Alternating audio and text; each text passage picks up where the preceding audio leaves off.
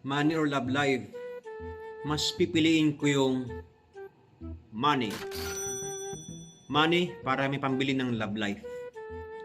Morena o maputi, para sa akin mas okay yung morena. Kasi yun yung Pinoy na Pinoy eh. Pinay na Pinay kumbaga. Yun yung kulay natin eh. Tsaka may iba naman kasi dyan, hindi naman talaga maputi yan. Naging maputi lang dahil sa mga, ina-apply sa katawan. Kaya mas maganda sa akin talaga yung natural na kulay na ikaw, kung anong pinagkaloob ni Lord sa'yo, kung morena ka o maputi ka, tanggap mo kung anong meron ka. Matangkad o maliit, piliin ko yung maliit. Para kung sakaling mag-away kayo, madali lang ihagis. Single mom ako. Kasi yung single mom, may karanasan na yun sa buhay eh. Yung single, tuturuan mo pa. Hindi naman lahat.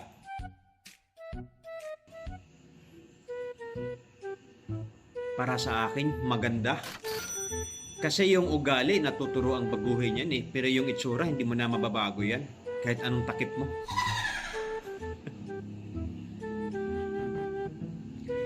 Probinsyana o city girl? I choose probinsyana. Kasi unang-unang probinsyano ako eh.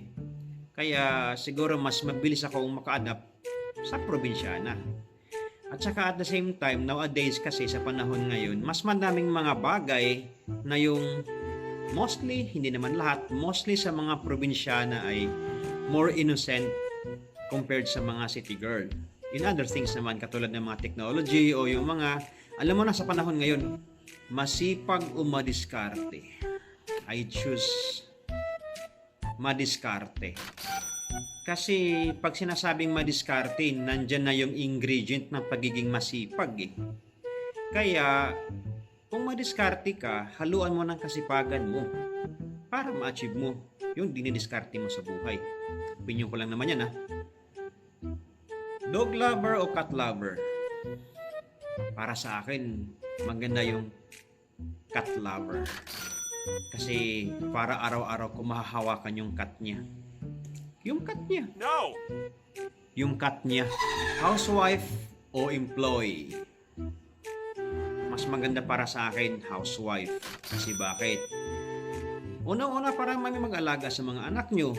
May mag-asikaso sa bahay nyo. Sa'yo mismo pag sa bakasyon ka. Nowadays naman kasi.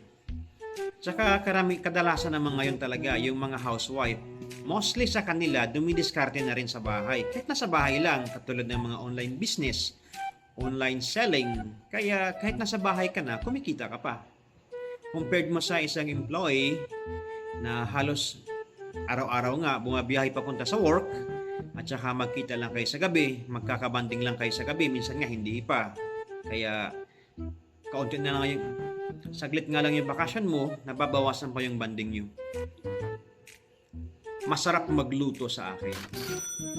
Kasi yung iba kasi, yung ibang housewife, na-express nila lalo yung pagmamahal sa'yo through cooking. Kaya kadalasan sa mga seaman pag sa bakasyon tumataba eh. Kaya para sa akin masarap magluto. Yun ang pipiliin ko.